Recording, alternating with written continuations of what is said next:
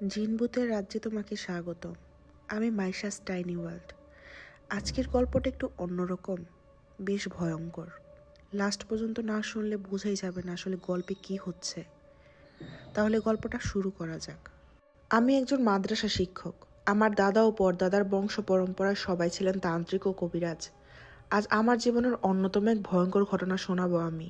আমার বয়স তখন 17 বছর। আমি ছোটবেলা থেকে আমার দাদার কাছ থেকে বড় হয়েছি। দাদার কাছে অনেক মানুষ আসতেন প্রতিদিন। আমিও দেখতাম ও বোঝার চেষ্টা করতাম। দাদার বিভিন্ন ক্রিয়া সচক্ষে দেখতাম। আমাকে দাদা বিভিন্ন তান্ত্রিক ক্রিয়া ও মন্ত্রের ব্যবহার শিখাতেন। আমি ছোট মনে স্বাভাবিকভাবে নিতাম। আমার দাদার থাকার রুমের বর্ণনাটা দেই। সচরাচর আশেপাশে গ্রামীণ পরিবেশের ছোট্ট একটা চৌরি ঘর। দাদার রুমের পূর্ব কোনো একটা আসন সাজিয়ে রাখা। আসন একটা কলসের উপরে লাল কাপড় দিয়ে মাথা মোড়ানো ও গাঁদা ফুল দিয়ে সাজানো। পিছনে একটা বড় হরিণের শিং এবং সামনে আগরদানি ও মোমদানি রাখা। ভৌতিক এক পরিবেশ সবসময় সেখানে বিরাজ করত। আমার দাদার ঘরের এক কোণে একটা আদি যুগের মাটির নিচের একটা সিন্দুক আছে। সেখানে শুনেছি পুরাতন ও আদি যুগের কিতাব সংরক্ষিত করে রাখা। দাদা আমায় একদিন ডেকে মাটির নিচ থেকে একটা কিতাব বের করে দেখালো, যা দেখে আমি হতভম্ব হয়ে পড়লাম। বইটার ওজন কম হলেও 12 কেজির উপরে হবে। একেবারে মাটির কালারের কালশিটো হয়ে গেছে, লম্বায় 1 হাত বড়। বইটা এতটাই পুরাতন যে হাত দিয়ে মোচড় দিলে পরিপূর্ণ মাটি হয়ে ঝরে যাবে। আমার দাদা সেই বই থেকে 22টা পেজ উল্টিয়ে আমাকে একটা বিষয় দেখালো। বিষয়বস্তু ছিল মানুষের মাথা জাগানোর তন্ত্রবিধি। আমি আবছা আলোয় বইটার নামটা দেখেছিলাম।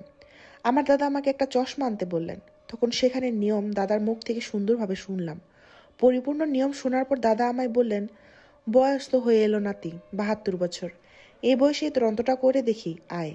দাদার এই কথা শুনে আমিও রাজি হলাম ও আগ্রহী হয়ে উঠলাম। সেটাই ছিল আমার জীবনের সব থেকে বড় ভুল সিদ্ধান্ত। পরবর্তী কথায় আসি। দাদা আমার শনিবার রাতে ডাকলেন। শীতের রাত, প্রচণ্ড ঠান্ডা, কিন্তু কুয়াশা ছিল না। গা ছমছমে একটা পরিবেশ। দেখলাম দাদা কালো একটা সেলাইবিহীন কাপড় পরিধান করেছে। আমায়ও এক বিশেষ দুর্গন্ধ জাতীয় তেল আমার শরীরে মাখিয়ে দিলেন, আর আমার হাতে 2টা বককাচি ও বড় বড় 2টা আমার বাম হাত ও ডান হাতে তাবিজ বেঁধে দিলেন। এরপর দাদা কাঁধে একটা কোদাল নিয়ে অজানা এক রাস্তায় হাঁটা শুরু করলেন। আমিও হাঁটছি দাদার পাশে পাশে। কিছুক্ষণ হাঁটার পর রাস্তায় চলার পথে প্রচণ্ড শীতে কিছুটা গরম অনুভব করলাম। এ জায়গায় তেমন শীত নেই, তবে একটা বিচ্ছিরি দুর্গন্ধ বেশি আসছে। আমি কোনো কিছু বুঝে ওঠার আগেই হঠাৎ দাদা মাটিতে ধাক্কা দিয়ে শুয়ে দিলেন। দাদাও রাস্তায় লুটিয়ে পড়লেন। আমি খেয়াল করলাম আমার মাথার পিছনে কিছু একটা শকুন আকৃতির বড় বড় 3টা পেঁচা উঠছে। আমি পেঁচাগুলোর দিকে তাকাতেই দেখলাম পেঁচার চোখগুলো আগুনের মতো জ্বলজ্বল করছে। আমার এই অবস্থা দেখে আমার দাদা হাত চেপে ধরলেন। তখন খেয়াল করলাম দাদার সাথে সাথে কি যেন বিড়বিড় করে পড়তে লাগলেন। দেখলাম পেঁচাগুলো থেকে ভয়ঙ্করভাবে পাখা ঝাপটানোর আওয়াজ ভেসে আসছে। সামনে তাকাতেই দেখলাম পেঁচাগুলো উড়ে অন্ধকারে মিলিয়ে গেলেন। এরপর দাদা ও আমি মাটি থেকে উঠে আবার রাস্তায় চলা শুরু করলাম। আমার তেল চুপচুপানো শরীরে বালু লেগে কাদার মতো আঠালো আঠালো হয়ে গেছে। ভয়ঙ্কর এক পরিবেশ। আশেপাশে সব নির্জন। শুধু কিছুক্ষণ পর পর ঘুঘু আর কোকিল একত্রে ডাক আর দূর থেকে কুকুরের চিল্লানি কানে ভেসে আসছে। এরপর দাদা আমায় বারণ করলেন যে এখন থেকে পিছনে যাই কিছু হোক না কেন আমি যেন পিছনে না ফিরি। দাদার চেহারার দিকে তাকিয়ে হা বাচক মাথা নাড়িয়ে জবাব দিলাম। গ্রামের রাস্তা 2 সাইডে ধান ক্ষেত। কিছু দূর পর পর দেখা যায় 2-1টা বাড়িতে টিপটিপ আলো জ্বলছে। সঙ্গে গা শিশিরানি হালকা নিঝুম বাতাস। এক অদ্ভুত পরিবেশ বিরাজ করছে। মনে হচ্ছে সামনে বহু বিপদ উৎপেতে আছে। কিছুক্ষণ আগে যেমন সবকিছু থমকে গিয়েছিল তেমন হয়ে গিয়েছে। যাই হোক, আমরা রাস্তায় চলতে চলতে দেখতে পেলাম সামনে অনেক বড় একটা বাঁশঝাড়। দুপাশে লম্বা বাঁশঝাড়ের মাঝে রাস্তা। বাঁশঝাড়ের ওপাশে ছিল আমাদের গ্রামের 400 বছর পুরনো কবরস্থান। কবরস্থানের পাশে একটা সরকারি ল্যাম্পপোস্ট। দেখে মনে হচ্ছে চার্জ ফুরিয়ে গেছে। আমরা কিছু দূর এগিয়ে বাঁশঝাড়ের মাঝখান দিয়ে কিছুক্ষণ চলছি। গা ছমছম এক ঘুমট পরিবেশ। প্রচণ্ড শীতের ভিতরে কানে ভেসে আসছে দলবদ্ধ শিয়ালের হাঁক ডাক। 200 বাঁশ একত্রে বাতাসে বাড়ি খাওয়ার আওয়াজ।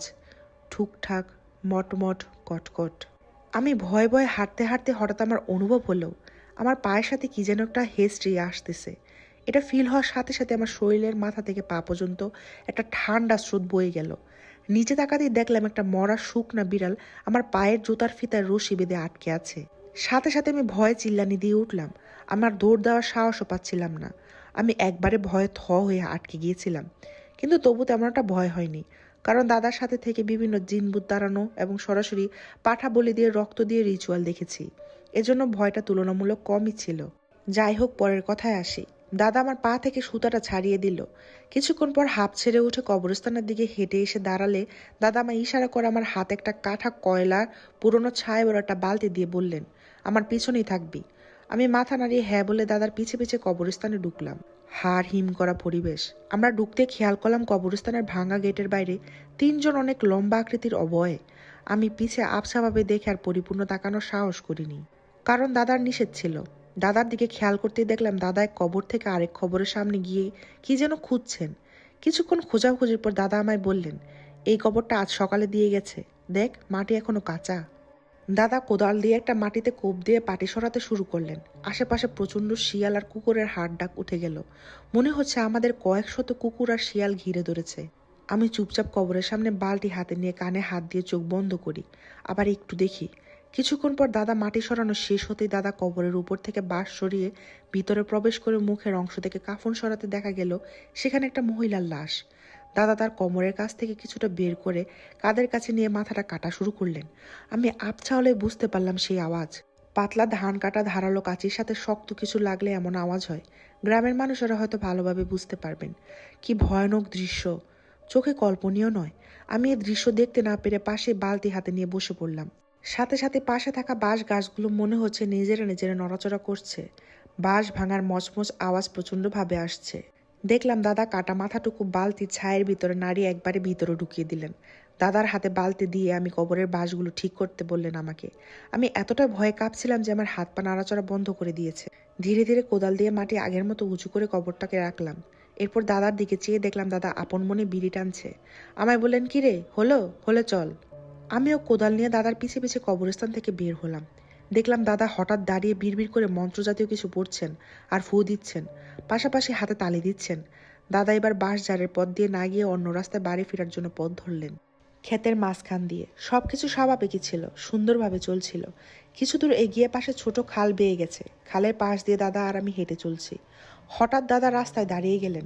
আমিও থম খেয়ে গেলাম। খেয়াল করলাম যে সামনে একটা অনেক বড় জিওল গাছ, অনেক পুরানো। এই গাছের ক্ষত অংশ দিয়ে আঠা জাতীয় কষ পড়ে। গাছটা প্রায় 70 বছর পুরনো শুনেছি। দাদা দাঁড়িয়ে আছেন কেন জিজ্ঞেস করায় বললেন, চুপ। আমি কিছু বুঝে ওঠার আগে দেখলাম দাদা তড়িঘড়ি করে কোমরের পাশ থেকে আর একটা কাঁচি বের করে একটা বৃত্ত টেনে দিলেন, দুজনের পাশ দিয়ে একটা গোল রাউন্ড করে। এরপর দূর থেকে খেয়াল করলাম ওই গাছটার পাশে লম্বা কেউ দাঁড়িয়ে আছেন। আরও খেয়াল করে দেখলাম তার পোশাক পরিপূর্ণ সাদা ধবধব করছে, মনে হচ্ছে আলো আলো ভাব। শীতের রাতেও মনে হচ্ছে বাতাসে চুল উঠছে। এই দৃশ্য এখনো কল্পনা করলে আমার কলিজা কেঁপে ওঠে। এই কাহিনী বলার সময় আমার ভীষণ ভয় হয়েছে। যাক, পরের কথায় আসি। আমি আরেকটু খেয়াল করতে আমার চোখ ছানা বড়া হয়ে গেল। খেয়াল করে দেখলাম ওই লোকটার চোখ, নাক, ভ্রু, কান কিচ্ছু নেই। একবারই সাদা, একবারে সমান, শুধু বড় চওড়া ঠোঁট দিয়ে জিহ্বাটা বের করে আছে। এটা দেখে নিজেকে আর ঠিক রাখতে পারলাম না। আমি জ্ঞান হারিয়ে মাটিতে লুটিয়ে পড়েছি। পরবর্তীতে আমার চোখ খুলে নিজেকে বাসায় বড় খালামুনির কাছে শোয়া অবস্থায় আবিষ্কার করি। আমার একাধারা 7 দিন প্রচণ্ড জ্বর ও বুকে ব্যথা ছিল সে সময়। দাদার কাছে পরবর্তীতে সে রাতে কি হয়েছিল জিজ্ঞেস করলে দাদা বলেন, তোকে আমি সেখানে গোল আরেকটা বৃত্ত দিয়ে রেখে চলে এসেছিলাম। আমি রাস্তা দিয়ে আর যেতে পারিনি। নদীতে লাফ দিয়ে বালতির ধরুনির অংশ মুখে নিয়ে সাঁতার কেটে বাসায় ফিরেছি। আমি এরপর জিজ্ঞেস করলাম, দাদা পরে কি করলেন সেটা দিয়ে? দাদা বললেন, সেটা আসন ঘরের মাটি খুঁড়ে মাঝ বরাবর একটা বাক্স আকৃতির গর্ত করে সেখানে সিঁদুর, কপুর ও পাঠার রক্ত দিয়ে সুন্দর করে তামার পাত্রে খচিত তাবিজ মাথার খুলির ভিতর ঢুকিয়ে সেখানে দাফন করে রেখেছি। সেখানে এখন একাধারে 7 দিন আসনের মতো আগুন জ্বলতেই থাকবে 24 ঘন্টা। আমিও খেয়াল করতাম সেখানে দাদা সবসময় কাঠ কয়লা দিয়ে আগুন জ্বালিয়ে রাখতেন। আমি এর মধ্যে সুস্থ হয়ে যাচ্ছিলাম। দাদা একদিন বললেন, চল, আজ মাথা জেগেছে, এবারের ক্ষমতা দেখি। আমিও গেলাম। দেখলাম দাদা সুন্দর করে 7 পদের ফল, 7 পদের মিষ্টি আর 7 পদের ফুল দিয়ে আসনে ভোগ চড়িয়ে অনেকক্ষণ ভক্তি ও সালাম করে জিন হাজির করলেন। তখন খেয়াল করলাম দাদার ঘরে 2বার ভূমিকম্পের মধ্যে কেঁপে উঠে টিন ঝনঝন আওয়াজ হচ্ছে। কিছুক্ষণ পর শোনা যায় বাইরে 2টা ঘোড়া দৌড়ানোর আওয়াজ। পাশাপাশি শীতের সময় বাইরে ঝড় বৃষ্টির মতো শো শো আওয়াজে একবারে মনে হচ্ছে ভেঙে চুরে খান খান হয়ে যাচ্ছে। মনে হচ্ছে কাটা মাথাটা জেগে উঠেছে, কাঁচা গোস্ত চাইছে। আমার এগুলো সহ্য হচ্ছিল না। আমি সেখানে জোরে চিৎকার দিয়ে কান্নাকাটি শুরু করে দিই। দাদা সবকিছুর আগুন নিভিয়ে ফেলে আমাকে থামানোর ব্যস্ত হয়ে পড়ে। এরপর দাদা রুমের বড় হেচিক বাতি জ্বালিয়ে দেন। তখন আমি খেয়াল করলাম রুমের 4 কোণায় 4 জন দাঁড়িয়ে আছেন, যেন তারা ঠিক কালো ছায়া মূর্তি। দাদা আমার সাথে সাথে বের করে এনে খালার বাসার কিছু দূর দিয়ে যান। আমি খালামণিকে তখন সব বলি। খালামণি শুধু সব শুনে যেতে থাকেন। এইভাবে কখন যেন আমি ঘুমিয়ে যাই। তবে ঘুম থেকে ওঠার পর যেন আমার জন্য সব থেকে বড় দুঃসংবাদ অপেক্ষা করছিল। তা কে জানতো? আমি সকালে উঠে শুনতে পাই আমার দাদা আর দুনিয়াতে নেই। দাদার লাশ এক বিভীষিকাময় অবস্থায় পাওয়া গিয়েছিল, শরীর থেকে মাথা ছিল না, আর তাকে এভাবেই দাফন করা হয়েছিল।